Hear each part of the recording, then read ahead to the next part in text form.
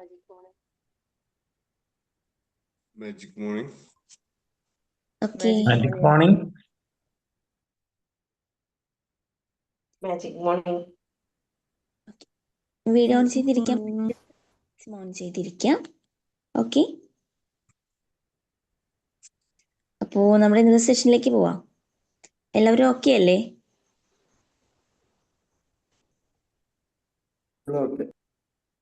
Okay, ശരി.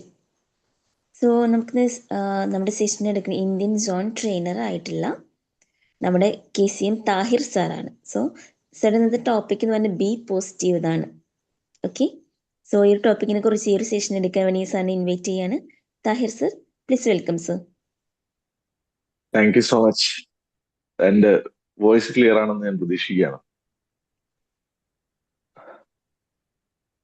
Voice clear അല്ലേ? ആ സർ, ഓക്കെ ആണ്. Clear ആണ് sir. ഓക്കെ. കുറെ കാലത്തിന് ശേഷമാണ് ഞാൻ ബി മാജിക്കിൽ എത്തുന്നത്. എനിക്ക് തോന്നുന്നു ഒരു 3-4 സെഷൻ ഞാൻ മുമ്പ് ചെയ്തിട്ടുണ്ട്. ഏതായാലും വളരെ സന്തോഷം തോന്നുന്നതാണ്.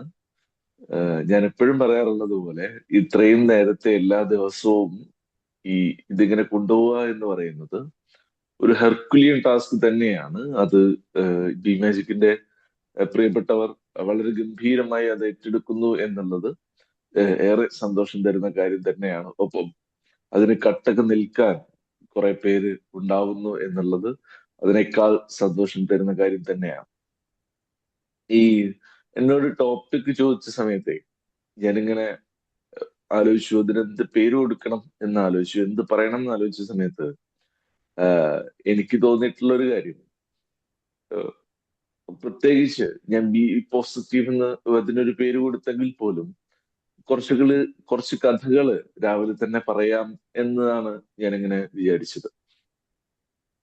ഏതായാലും നിങ്ങൾ ഒരു ഗംഭീരമായ മെഡിറ്റേഷൻ ഒക്കെ കഴിഞ്ഞ് ഇങ്ങനെ ഇരിക്കുമ്പോൾ അതിലേക്ക് നമ്മുടെ ജീവിതത്തിലെ എവിടെയെങ്കിലൊക്കെ ഉപകാരപ്രദമാവാൻ സാധ്യതയുള്ള 1-2 കഥകൾ പറഞ്ഞ് അങ്ങനെ പോവാന്നാണ് ഞാൻ പ്രതീക്ഷിക്കുന്നത്. നമ്മള് പലപ്പോഴും നമ്മുടെയൊക്കെ ഏറ്റവും വലിയ ഒരു പ്രശ്നം എന്ന് പറയുന്നത് പ്രതിസന്ധിയാണ്. ഒരിക്കല് ഈ പ്രതിസന്ധി കൊണ്ട് പ്രയാസപ്പെടുന്ന ഒരാള് ഒരു ഗുരുവിന്റെ അടുത്ത് എത്തിയിട്ട് ചോദിക്കുന്നുണ്ട്, ഗുരു എങ്ങനെയാണ് ഞാൻ ഈ പ്രതിസന്ധിയിൽ നിന്നൊന്ന് മറികടക്കുക എന്ന് ചോദിക്കുന്നുണ്ട്. ആ സമയത്ത് ഗുരു ഒരു കയ്യില് അല്ലെങ്കിൽ ഒരു പിടി ഉപ്പ് ഇങ്ങനെ എടുത്തിട്ട് ഒരു ഗ്ലാസ് വെള്ളവും കൊടുക്കുന്നുണ്ട്. എന്നിട്ട് പറയുന്ന, ഈ ഉപ്പ് ഈ ഗ്ലാസ്സിൽ കലക്ക്, എന്നിട്ടൊന്ന് കുടിക്കി എന്ന് പറഞ്ഞു.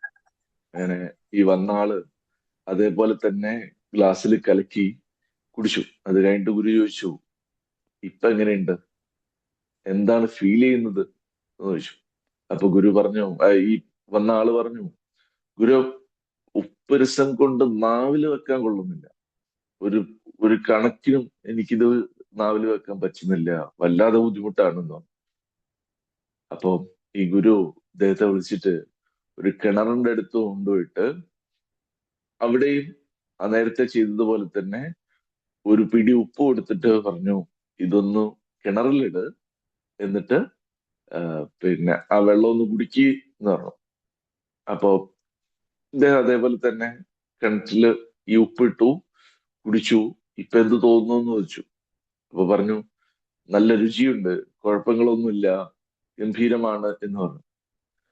അപ്പോ ഗുരു പറഞ്ഞൊരു മറുപടി ഉണ്ട്, നമ്മുടെ ജീവിതത്തിലെ പ്രതിസന്ധികൾ എന്ന് പറയുന്നത് ഇങ്ങനെയാണ്. പ്രതിസന്ധി ശരിക്കും ഒരു ഉപ്പ് പോലെയാണ്. നമ്മുടെ ഏത് ഭക്ഷണത്തിലാണെങ്കിലും ഉപ്പൊരു പ്രധാനപ്പെട്ട ഘടകം തന്നെയാണ്. അത് കൃത്യമായ അളവിലായിരിക്കണം. അത് കൃത്യമായ വളരെ കുറഞ്ഞ അളവിലാണെങ്കിലും അത് കൃത്യമായ അളവിൽ അത് ജീവിതത്തിൽ ഉണ്ടാവുമ്പോഴാണ് അതിനെ മൊത്തം രുചികരമാവുന്നത് എന്ന് പറയുന്നുണ്ട്. അതുപോലെയാണ് ഉപ്പ് പോലെയാണ് പ്രതിസന്ധി. പ്രതിസന്ധി ഇല്ലാതെ നമ്മുടെ ജീവിതത്തെ മനോഹരമാക്കാൻ ഒരുപക്ഷെ നമുക്ക് കഴിഞ്ഞു എന്ന് വരില്ല. പ്രതിസന്ധി ഇല്ലെങ്കില് നമുക്ക് നമ്മുടെ ജീവിതത്തെ ആസ്വദിക്കാൻ കഴിയില്ല എന്നാണ് ഗുരു പറയുന്നത്. ഞാൻ മുമ്പൊരിക്കല് പറഞ്ഞതുപോലെ നമ്മള് ഈ AC-യിൽ ഇങ്ങനെ കുറേ സമയം ഇരുന്നിട്ട് നമ്മൾ എന്തെങ്കിലും ഒരു കാരണവശാൽ നല്ല ചൂടുള്ള ഒരു സമയത്ത് നമ്മൾ എ സിയിൽ ഇരുന്ന് എന്തെങ്കിലും ഒരു കാരണവശാൽ നമ്മളൊന്ന് പുറത്തേക്ക് ഇറങ്ങി തിരിച്ചു കയറുമ്പോഴാണ് ശരിക്കും അതുവരെ എത്രത്തോളം തണുപ്പിലായിരുന്നു നമ്മൾ ഇരുന്നത് എന്നുള്ളത് നമുക്ക് കൃത്യമായി മനസ്സിലാക്കുക എന്ന് എനിക്ക് തോന്നിയിട്ടുണ്ട്. അതുപോലെയാണ് ഇടക്ക് ചില പ്രതിസന്ധികൾ ഉണ്ടാവുകയും അതിനെ നമ്മൾ ഉപ്പ് പോലെ അല്ലെങ്കിൽ അതിനെ ആ രീതിയിൽ നമ്മൾ നേരിടുമ്പോഴാണ് നമ്മുടെ ജീവിതത്തെ മനോഹരമാക്കുന്നത് എന്ന് മാത്രമല്ല, അതിനെ നമ്മളൊരു കിണറ് ആ ഉപ്പിനെ എടുത്തത് എങ്ങനെയാണോ അതേപോലെ വിശാലമായ മനസ്സോടുകൂടി നമ്മൾ അതിനെ സ്വീകരിക്കുക, നമ്മൾ അതിനെ നേരിടുക എന്നുള്ളതാണ്. ഈ 6ാം ക്ലാസ്സിൽ പഠിക്കുന്ന 6ാം ക്ലാസ്സിൽ അറബിക്കിന്റെ പാഠപുസ്തകത്തില് ഒരു കഥയുണ്ട്.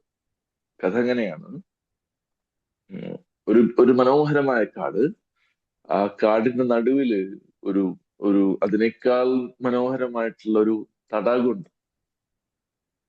ആ തടാകത്തിന് ചുറ്റും ഒരുപാട് പക്ഷികൾ ഇങ്ങനെ കൂടുകൂട്ടുന്നുണ്ട്. അവര് ഇങ്ങനെ ജീവിച്ചു പോവുകയാണ്. അവര് എല്ലാ ദിവസവും വൈകുന്നേരം അവരിങ്ങനെ ഒത്തുകൂടും. ചില ആളുകള് ബുൾബുൾ പക്ഷികൾ പാട്ടുപാടും, അപ്പാടിക്കിളികൾ പാട്ടുപാടും. മറ്റുള്ളവർ അങ്ങനെ അവരുടേതായ കഴിവുകളുമായി അവരിങ്ങനെ ഒത്തുകൂടും. ഒരിക്കല് ഒരു വലിയ കാട്ടുതീ ഉണ്ടായി. കാട്ടുതീ ഉണ്ടായി. എല്ലാ പക്ഷികളും എല്ലാ ജീവജാലങ്ങളും അവിടുന്ന് ഓടി രക്ഷപ്പെടുകയാണ്. പക്ഷികൾ പ്രത്യേകിച്ച് അവിടുന്ന് പറന്ന് രക്ഷപ്പെടുകയാണ്.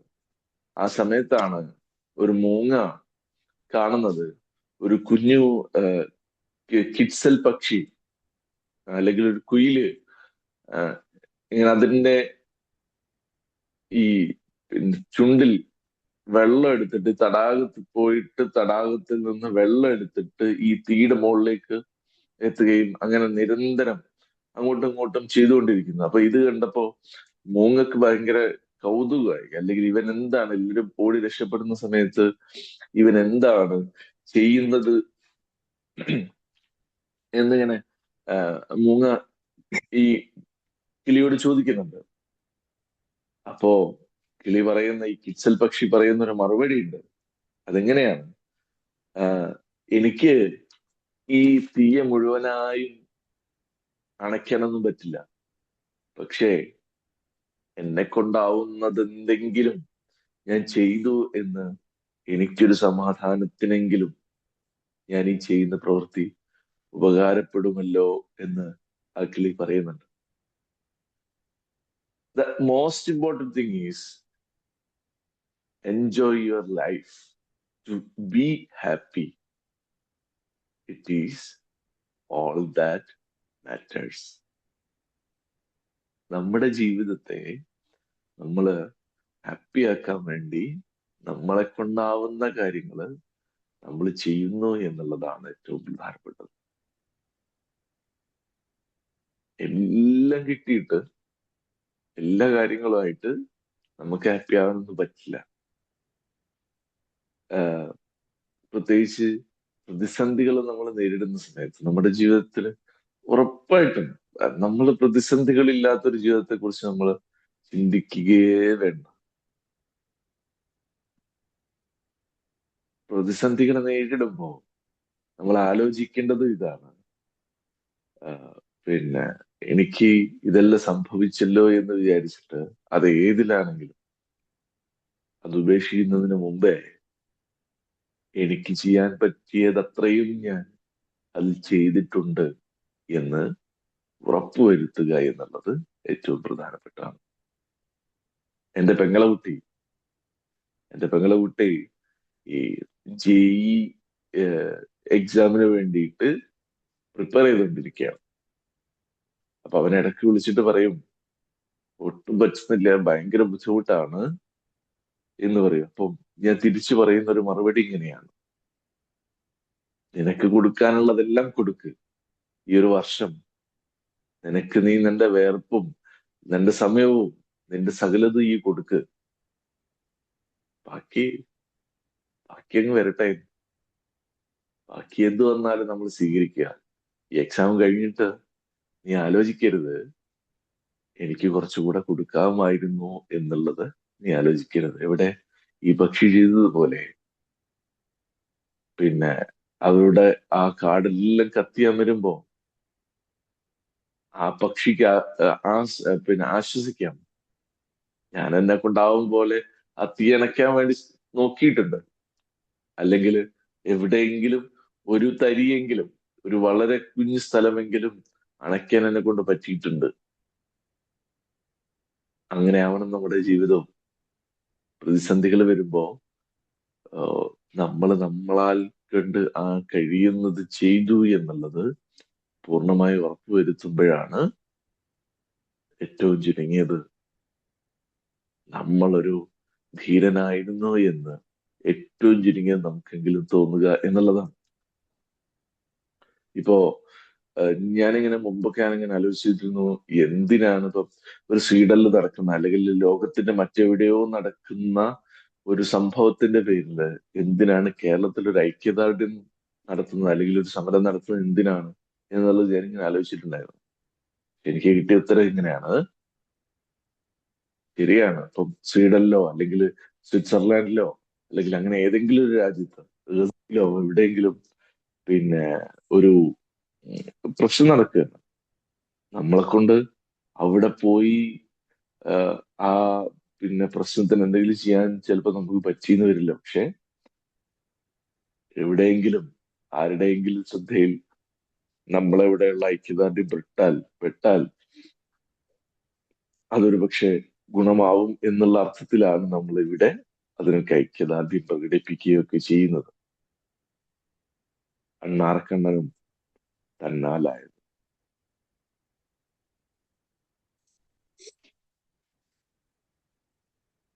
ഒരിക്കല് ഒരു ഞാനിങ്ങനെ എനിക്ക് ഓർമ്മയിലുള്ള എനിക്കറിയുന്ന കുറെ കഥകൾ ഇങ്ങനെ പങ്കുവെച്ചു പോവുകയാണ്. ഒരു ചൈനീസ് കർഷകനാണ്. അദ്ദേഹത്തിന് ഒരു കുതിരയുണ്ട്. അദ്ദേഹം ഒരു ദിവസം രാവിലെ എഴുന്നേറ്റ് പിന്നെ തന്റെ തൊഴുത്തിൽ നോക്കുന്ന സമയത്ത് ഈ കുതിരയില്ല. കുതിര എവിടെയോ പോയിട്ടുണ്ട്. അല്ലെങ്കിൽ കുതിരയ്ക്ക് എന്തോ പറ്റിയിട്ടുണ്ട്. എന്താണെങ്കിലും അവിടെ ഇല്ല. അപ്പം ഇത് കണ്ടുകൊണ്ടിരുന്ന അല്ലെങ്കിൽ ഇത് കണ്ട അയൽവാസി ഈ കർഷകന്റെ അടുത്ത് വന്നിട്ട് പറയുന്നുണ്ട്, വല്ലാത്തൊരു കലികാലം, വല്ലാത്തൊരു കഷ്ടകാലം എന്ന് പറയുന്നുണ്ട്. ആ സമയത്ത് ഈ കർഷകൻ പറയുന്ന മറുപടി ഇത് കഷ്ടകാലമാണോ നല്ല കാലമാണോ എന്നറിയില്ല എന്ന് പറയുന്നുണ്ട്. കുറച്ചു ദിവസം കഴിഞ്ഞിട്ട് ഈ കുതിര തിരിച്ചു വരികയാണ്.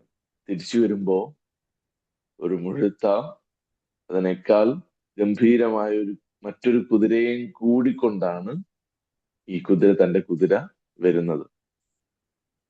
അപ്പോ ഈ അയൽവാസി പറഞ്ഞു, നല്ല കാലം, അഭിവൃദ്ധിയുടെ കാലം എന്ന് പറഞ്ഞു. ആ സമയത്ത് ഈ കർഷകൻ പറഞ്ഞു, നല്ല കാലമോ കഷ്ടകാലമോ അറിയില്ല. ദിവസങ്ങൾ കഴിഞ്ഞു. ഈ കൂടെ വന്ന ഈ കുതിരയെ മെരുക്കാനുള്ള ചുമതല ഈ കർഷകന്റെ ഏക മകൻ ഏറ്റെടുക്കുകയാണ്. അങ്ങനെ മെരുക്കിക്കൊണ്ടിരിക്കുന്ന സമയത്ത് ഒരിക്കൽ ഈ കുതിരയുടെ പുറത്തുനിന്ന് വീണിട്ട് തന്റെ മകന് കാല് പൊട്ടിയിട്ട് കിടപ്പിലാവാണ്. ആ സമയത്ത് വീണ്ടും നമ്മുടെ പഴയ അയൽവാസി വന്നിട്ട് പറഞ്ഞു, വല്ലാത്ത കഷ്ടം തന്നെ എന്ന് പറഞ്ഞു. അപ്പോഴും ഈ കർഷകൻ പറയുന്ന മറുപടി, നല്ല കാലമോ കഷ്ടകാലമോ എന്നറിയില്ല. അത് കഴിഞ്ഞ് കുറച്ചു ദിവസം കഴിയുമ്പോഴേക്ക് ആ രാജ്യത്ത് യുദ്ധം പൊട്ടിപ്പുറപ്പെടുക. അപ്പോ ചെറുപ്പക്കാരായിട്ടുള്ള ആളുകളെയൊക്കെ പിടിച്ചിട്ട് നിർബന്ധിത സൈനിക സേവനത്തിന് അയക്കുകയാണ്. അപ്പോ തന്റെ ഏക മകനെ ഈ കാലുവെട്ടി കിടക്കുകയായതുകൊണ്ട് അവർ വിളിച്ചില്ല, അല്ലെങ്കിൽ സൈനിക സേവനത്തിന് പോവാതെ രക്ഷപ്പെട്ടു എന്ന് വേണമെങ്കിൽ പറയാം. ആ സമയത്തും ഈ അയൽവാസി വന്നിട്ട് പറഞ്ഞ സമയത്ത് കർഷകന്റെ മറുപടി, നല്ല കാലമോ കഷ്ടകാലമോ അറിയില്ല. എന്നുള്ളതാണ്. നമ്മുടെ മലയാളികളുടെയൊക്കെ അല്ലെങ്കിൽ നമ്മളൊക്കെ പൊതുവേ ഉള്ളൊരു പ്രശ്നമായി എനിക്ക് തോന്നിയിട്ടുള്ളൊരു കാര്യം, പ്രത്യേകിച്ച് എന്റെ ഈ മുമ്പുള്ള കുറെ അല്ലെങ്കിൽ എന്റെയൊക്കെ കുറച്ചുകൂടെ മുമ്പുള്ള ജനറേഷൻസിനൊക്കെ എന്റെയൊക്കെ ഒരു പ്രശ്നമായി എനിക്ക് തോന്നിയിട്ടുള്ളത്, നല്ല കാലം വന്നിട്ട് സന്തോഷിക്കാം എന്ന് വിചാരിക്കുന്ന ആളുകളാണ് നമ്മളൊക്കെ. നല്ല കാലം വന്നിട്ട് സന്തോഷിക്കാം. അപ്പോ അത് നമ്മുടെ ഏറ്റവും വലിയൊരു പോരായ്മയാണ്.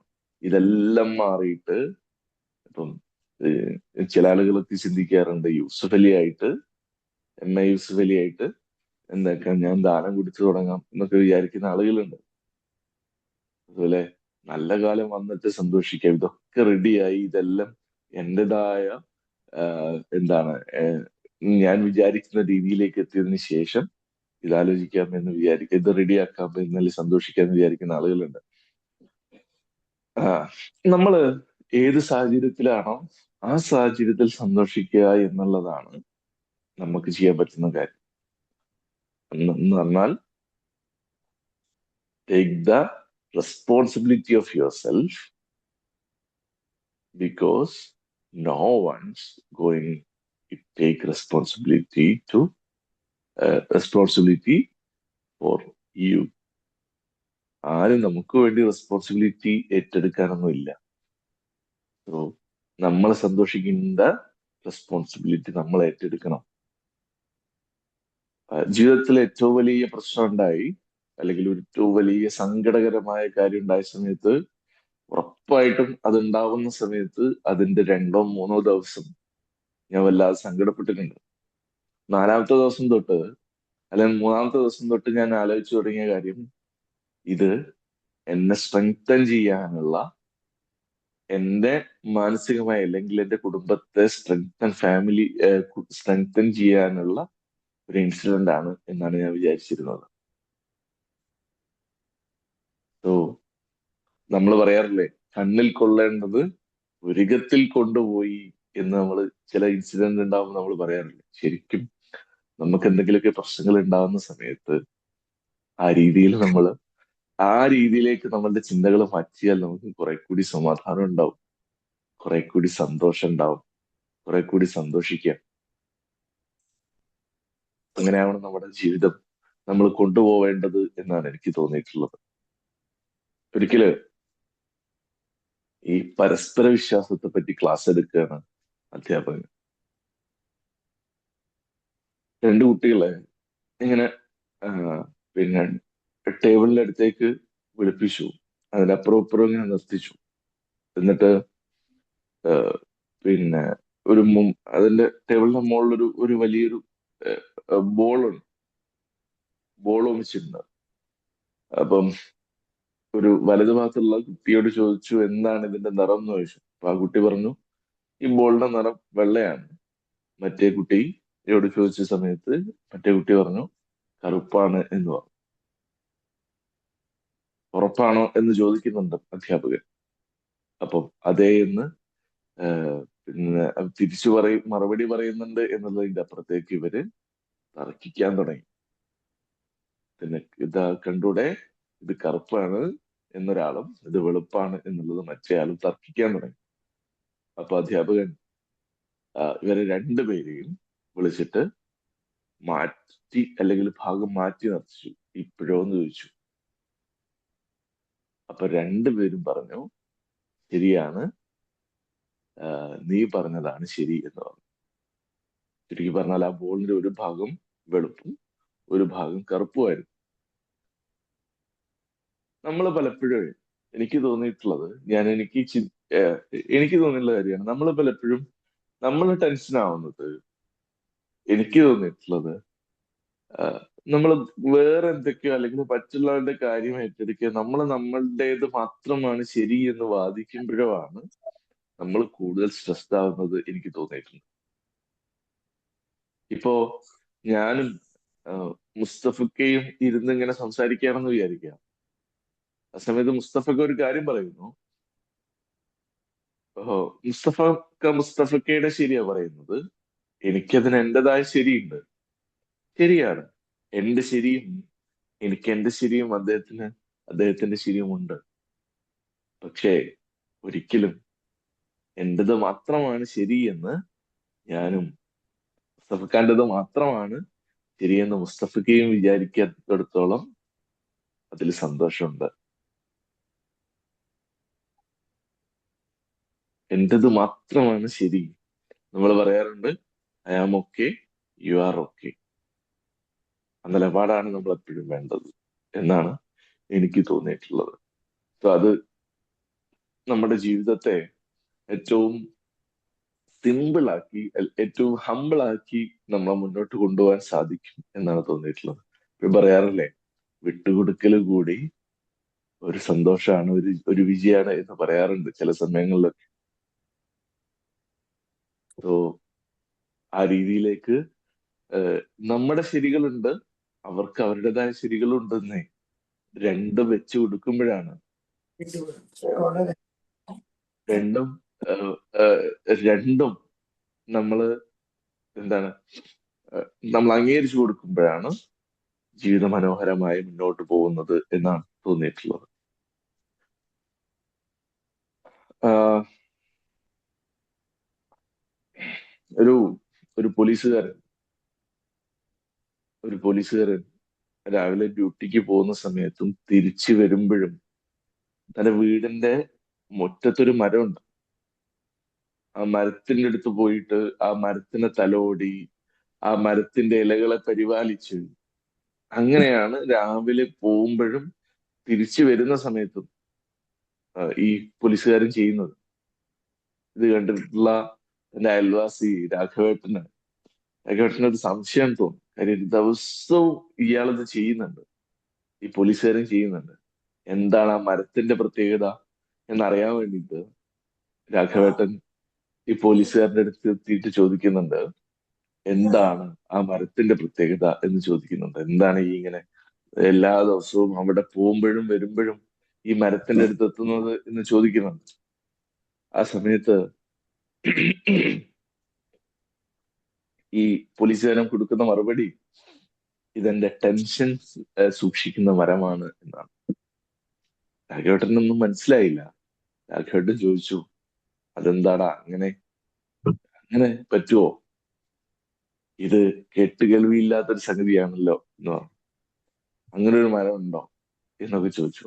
അപ്പൊ പറഞ്ഞിട്ടുണ്ട്, ഞാന് ഓഫീസ് കഴിഞ്ഞ് അല്ലെങ്കിൽ എന്റെ ഡ്യൂട്ടി കഴിഞ്ഞ് വീട്ടിലേക്ക് എത്തുന്ന സമയത്ത് ഈ എന്റെ അതുവരെയുള്ള എന്റെ ഓഫീസിലെ എന്റെ വർക്കിലെ അല്ലെങ്കിൽ എന്റെ ജോലിയിലെ ടെൻഷൻസ് ഒക്കെ ആ മരത്തിന്റെ അടുത്ത് അവരോട് പറഞ്ഞിട്ട്, ആ മരത്തിനോട് പറഞ്ഞ് എല്ലാം അവിടെ സെറ്റ് ആക്കിയിട്ടാണ് ഞാൻ വീട്ടിലേക്ക് കയറുക. അല്ലാതെ എന്റെ ജോലിയുടെ ടെൻഷൻസ് ഒന്നും ഞാൻ വീട്ടിലേക്ക് കയറ്റാറില്ല എന്ന് പറഞ്ഞു. ഈ കഥ ഇങ്ങനെ കേട്ടപ്പോ ശരിക്കും നമുക്ക് പറ്റുന്ന ഒരു കാര്യം, നമ്മുടെ വർക്ക് ലൈഫും നമ്മുടെ അല്ലെ നമ്മുടെ പേഴ്സണൽ ലൈഫും കൂടെ നമ്മൾ ബാലൻസ് ചെയ്യുന്നതിൽ നമുക്ക് ഒരുപാട്, അല്ലെങ്കിൽ നമുക്കൊരു അത് എത്രത്തോളം നമ്മൾ ബാലൻസ് ചെയ്യുന്ന അത്രത്തോളം നമ്മുടെ ജീവിതത്തിൽ സമാധാനം ഉണ്ടാകും എന്നാണ് എനിക്ക് തോന്നിയിട്ടുള്ളത്. ഞാൻ സ്ഥിരമായി ചെയ്തുകൊണ്ടിരുന്ന ഒരു കാര്യം, നമുക്ക് എന്ത് ടെൻഷൻസ് ഉണ്ടെങ്കിലും, നമ്മൾ എന്ത് വലിയ പ്രശ്നത്തിൽ കൂടെ പോവുകയാണെങ്കിലും, എന്റെ ആ ടെൻഷന്റെ കാലാവധി എന്ന് പറയുന്നത് ഉറങ്ങുന്നത് വരെയാണ്, അല്ലെങ്കിൽ ഭക്ഷണം കഴിക്കുന്നത് വരെയാണ്. രണ്ടാലൊന്നും.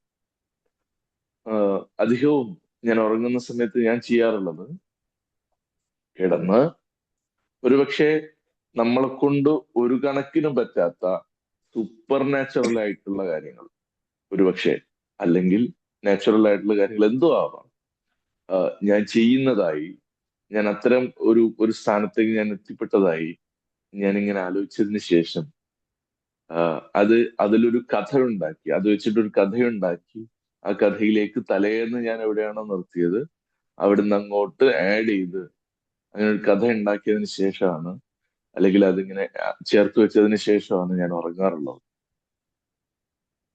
കിടന്ന് എല്ലാം സെറ്റായി കിടന്നതിന് ശേഷം ഞാനങ്ങനെ ഒരുപാട് അങ്ങനെ കണ്ടിട്ടുമുണ്ട്. പിന്നെ അതില് ഒന്നായിരുന്നു ഞാൻ ഒരിക്കലും നടക്കില്ല എന്ന് വിചാരിച്ചത്. ഒരു വലിയ ഒരു 100-400 ആളുകളുള്ള അല്ലെങ്കിൽ 100 ആളുകളുടെ 400 ആളുകളുടെ മുമ്പില് 500 ആളുകളുടെ മുമ്പിൽ നിന്നിട്ട് സംസാരിക്കുക, ഞാൻ സംസാരിക്കുന്നതായിട്ട് ഞാൻ സ്വപ്നം കണ്ടിട്ടുണ്ട്. അത് ഒരു വലിയ സ്ക്രിപ്റ്റ് ആയിട്ട് ഞാൻ ആലോചിച്ച് കിടന്നിട്ടുണ്ട്. അത് ഏകദേശം നടന്നിട്ടുള്ളതും ഇനിയും നടക്കാൻ സാധ്യതയുള്ളതുമായി മാറിയിട്ടുണ്ട് എൻ്റെ ലൈഫിൽ. സോ നമ്മൾ ഉറങ്ങാൻ കിടക്കുന്ന സമയത്ത് അത്തരത്തിലുള്ള ഒരു കഥയുണ്ടാക്കി ആ കഥയിലേക്ക് ഇങ്ങനെ കൂട്ടിച്ചേർത്ത് നമ്മൾ ഉറങ്ങുന്ന സമയത്തുള്ള ഏറ്റവും വലിയ ഗുണം എന്താന്ന് വെച്ചാൽ അതുവരെയുള്ള നമ്മുടെ ടെൻഷൻസ് ഒക്കെ നമ്മൾ അവിടെ വെച്ച് നമ്മൾ വളരെ സുഖമായി സുന്ദരമായി നമ്മൾ ഉറങ്ങുന്നു. രാവിലെ എഴുന്നേൽക്കുന്ന സമയത്ത് നമ്മൾ വളരെ ഫ്രഷായി എഴുന്നേൽക്കാൻ കൂടി പറ്റാറുണ്ട്. പാരന്റുകളൊക്കെ ഇങ്ങനെ പറയാറുണ്ട്, മക്കൾ ഉറങ്ങിയതിന് ശേഷം നിങ്ങൾ വഴക്കിടരുത് എന്ന് പറയാറുണ്ട്. മക്കൾ ഉറങ്ങുന്നതിന്റെ അടുത്തിരുന്നിട്ട് നിങ്ങൾ വഴക്കിടരുത്, കാര്യം അത് അവരുടെ ഉപബോധ മനസ്സിലും നിങ്ങളുടെ ഈ വഴക്ക് അവരെ സ്വാധീനിക്കും എന്ന് പറയാറുണ്ട്. സോ ഞാൻ പറഞ്ഞു വന്ന കാര്യം ഇതാണ്, നമ്മൾ ഉറങ്ങുന്ന സമയത്തെങ്കിലും നമ്മളുടെ ടെൻഷൻസ് നമ്മൾ മാറ്റി വെക്കുക.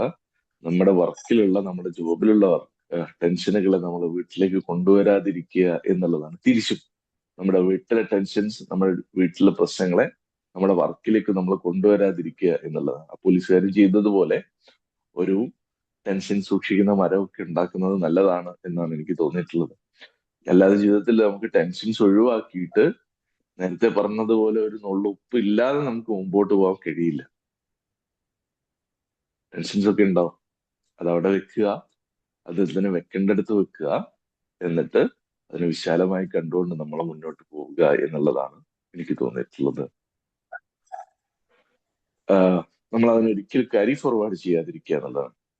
ഇങ്ങനെ പറയാറുണ്ട്, happiness is when what you think, what you say and what you do are in harmony എന്ന് മഹാത്മാഗാന്ധി ഒരിക്കൽ പറഞ്ഞിട്ടുണ്ട്. സോ നമ്മുടെ ജീവിതത്തില് ഹാപ്പിനെസ് ഉണ്ടാക്കാൻ വേണ്ടിയിട്ട് നമ്മൾ ബോധപൂർവമായ ശ്രമം ഉണ്ടാവണം. അപ്പോഴാണ് ഏത് സമയത്തും നമുക്ക് ഹാപ്പി ആയിട്ടിരിക്കാൻ കഴിയുള്ളൂ. അങ്ങനെ നമ്മുടെ ജീവിതത്തെ ഏറ്റവും മനോഹരമാക്കാൻ നമുക്ക് സാധിക്കട്ടെ എന്ന് ആഗ്രഹിക്കുന്നു. Thank you so much. ഒരിക്കൽ കൂടി ഇങ്ങനെ അവസരം തന്ന പി മാജിക്കിന്റെ മുഴുവൻ ആളുകൾക്കും സ്നേഹം, സന്തോഷം. Thank you. Thank you sir. Thank you sir. നമ്മളിപ്പോ ഏകദേശം ഒരു 21 ആളുകൾ ഉണ്ട്. എല്ലാവരും എന്ത് ചെയ്യാം, ചെറിയ രീതിയിൽ ഒരു ഫീഡ്ബാക്ക് പറയാം. സ്റ്റാർട്ട് ചെയ്തോളൂ മണി സാറേ.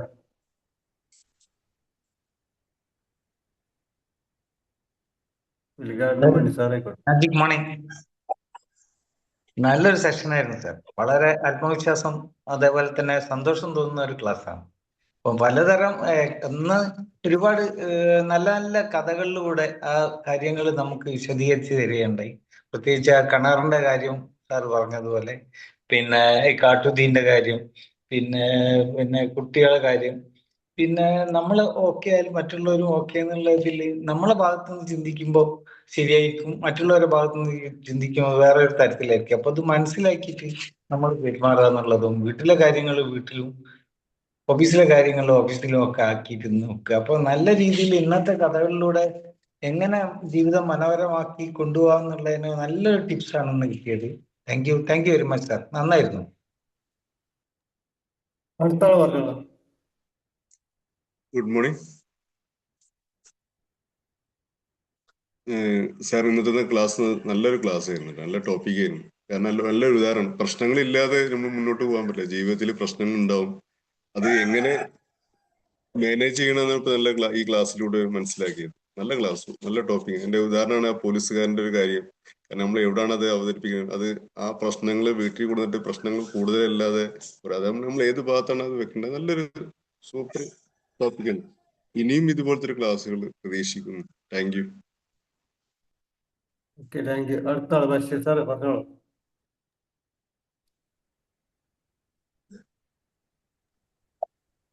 Magic morning. ഞാൻ കുറച്ച് ലേറ്റ് ആയി എങ്കിലും ലാസ്റ്റ് പറഞ്ഞ സംഭവം എനിക്ക് വളരെ ഇഷ്ടപ്പെട്ടു. ഞാൻ മാത്രം ശരി എന്ന ആ നിലപാട് അതാണ് ഇപ്പോൾ സമൂഹത്തിൽ ഉണ്ടാക്കുന്ന എല്ലാ ചിന്തകൾക്കും കാരണം. എന്റെ ആശയം, ഞാൻ വിചാരിച്ചത്, എന്റെ മനസ്സിലുള്ളത് അതാണ് ശരി, അതാണ് അങ്ങനെ ഒരു സ്റ്റെബോൺ ആയിട്ട് നിൽക്കുന്ന ആറ്റിറ്റ്യൂഡ് വളരെ നല്ലൊരു പോയിന്റാണ് സാർ പറഞ്ഞത്. ഞാൻ കുറച്ച് വൈകി വരാം, പ്രയർ ലേറ്റ് ആയതുകൊണ്ട്. ഓക്കെ, നല്ല ക്ലാസ് ആയിരുന്നു സാർ. ഞാൻ കേട്ടെടുത്തോളം മരത്തിന്റെ ഉദാഹരണം വളരെ നന്നായിട്ടുണ്ട്. Thank you very much sir.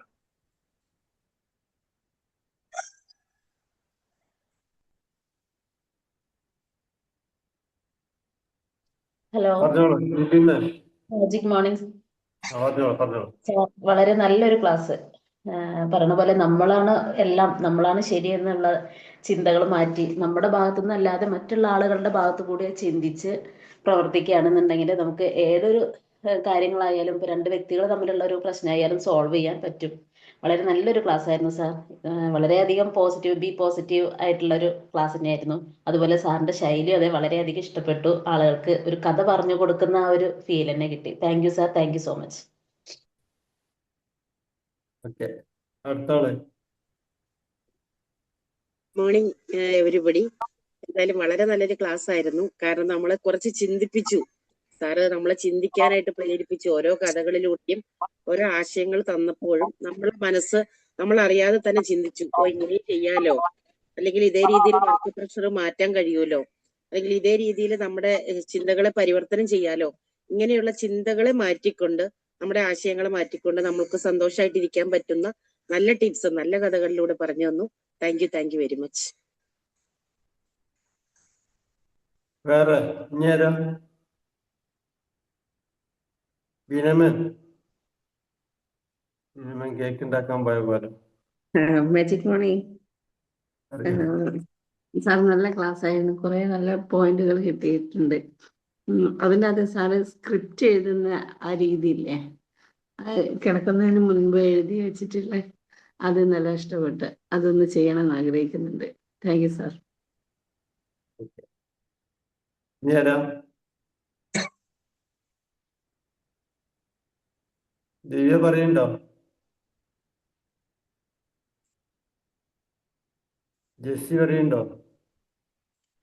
Magic morning പറയൂ. സാർ, വളരെ നല്ലൊരു ക്ലാസ് ആയിരുന്നു. സാറിൻ്റെ വോയിസ് എനിക്ക് ഒരുപാട് ഇഷ്ടമായി. നല്ല വോയിസ്, വളരെ നല്ലൊരു ശൈലി, അതുപോലെ തന്നെ ഒരുപാട് ഈ കഥകളിലൂടെ കാര്യങ്ങൾ പറഞ്ഞു തന്നു. വളരെ നല്ലൊരു ക്ലാസ് ആയിരുന്നു sir. Thank you so much. Okay, വേറെ ഉണ്ടോ? നല്ലൊരു ക്ലാസ് ആയിരുന്നു സാർ. ശരി പറഞ്ഞ പോലെ ഒരു നല്ലൊരു പോസിറ്റീവ് ഇത് കിട്ടി. നല്ല ക്ലാസ് ആയിരുന്നു സാർ. ഓക്കെ, മതി. അടുത്താള്. ആ സ്റ്റോറി ഒക്കെ ശരിക്കും ഉൾക്കൊണ്ടത് നല്ല ക്ലാസ് ആയിരുന്നു. ഓക്കെ, അഫ്നിസ് ഉണ്ടോ? വേണേ പറ്റോ.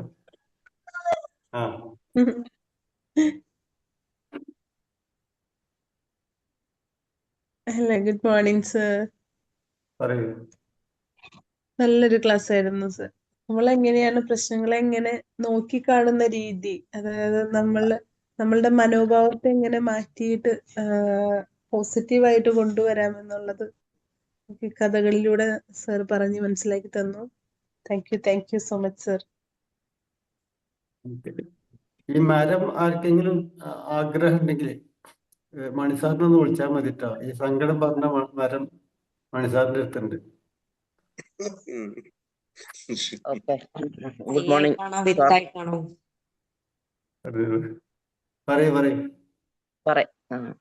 പറയുന്നേ കേൾക്കാമോ സാറേ? ഞാൻ പറയുന്നേ ഓക്കെ.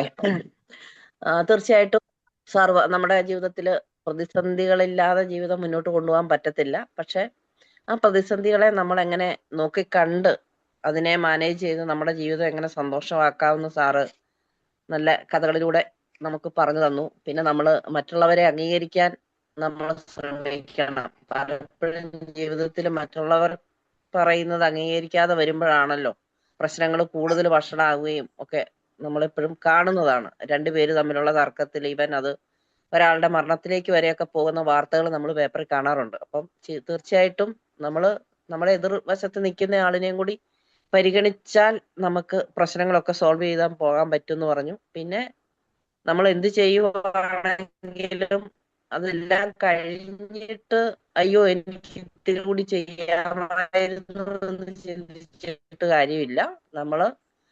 നമ്മളെ മാക്സിമം ഒരു എക്സാം എഴുതുവാണെങ്കിലും അല്ലെങ്കിൽ എന്തിനാണെങ്കിലും നമ്മെ കഴിയുന്നത് മാക്സിമം ചെയ്ത് അതിന്റെ ഔട്ട്പുട്ടിനായിട്ട് കാത്തിരിക്കുക എന്നുള്ളതാണ് സാറ് പറഞ്ഞു തന്നതെന്ന് തന്നെ. എങ്ങനെ ജീവിതം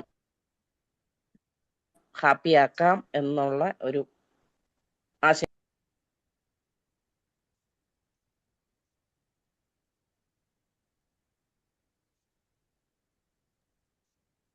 ഇല്ലമ്മ മുങ്ങിയ നെറ്റ്വർക്ക് വേറെ ആരെങ്കിലും പറയണ്ടോ? 4 മിനിറ്റ് ഉണ്ട്, പറഞ്ഞോളൂ. Good morning. ഹലോ, കേൾക്കാവോ?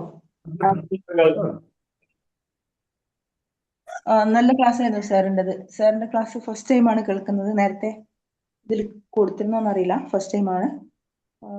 നല്ല കുറെ തോട്ട്സ് ആയിരുന്നു സാർ ഷെയർ ചെയ്തത്. നമുക്ക് ഡെയിലി ലൈഫിൽ ഏത് പ്രതിസന്ധി ഘട്ടങ്ങളിലും നമുക്ക് അപ്ലൈ ചെയ്യാൻ പറ്റുന്ന കുറെ പ്രാക്ടിക്കൽ ആയിട്ടുള്ള സാധനങ്ങൾ സാർ നമുക്ക് ഷെയർ ചെയ്തു. Thank you sir. Thank U. വേറെ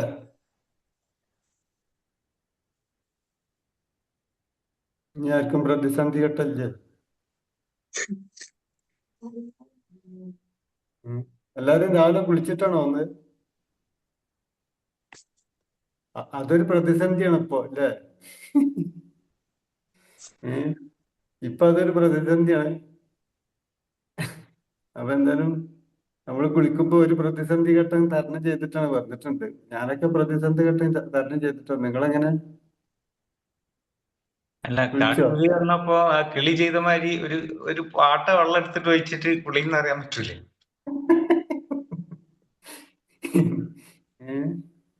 അപ്പൊ ഇപ്പൊ കുളി ഇല്ലാത്തവർക്കൊക്കെ തുടങ്ങാൻ നല്ല കാലാവസ്ഥയാണ്. ഇപ്പൊ തുടങ്ങിയാൽ മതി, പിന്നീട് ഒരിക്കലും നിങ്ങൾ കുളി നിർത്തൂല. ഓക്കെ, വേറെ ആരെങ്കിലും ഇല്ലെങ്കിൽ നമുക്ക് വെയിറ്റപ്പ് ചെയ്യാം. 2 മിനിറ്റ് ഉണ്ട്, 2 മിനിറ്റ് ബാക്കിയാണ്. അപ്പൊ എന്തായാലും നല്ലൊരു സെക്ഷൻ ആണെന്ന് എല്ലാവർക്കും ഫീഡ്ബാക്ക് പറയാനുള്ള ഒരു അവസരം കിട്ടി.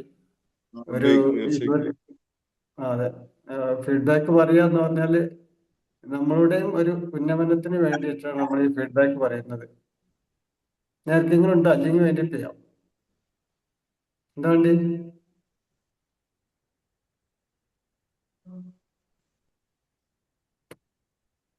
ഓക്കെ, അപ്പൊ വേണ്ടിയിട്ട് ചെയ്യാം അല്ലേ അശ്വതി സാറ്? ഇനിയിപ്പോ ആർക്കും ആയില്ലേ? എല്ലാവിധ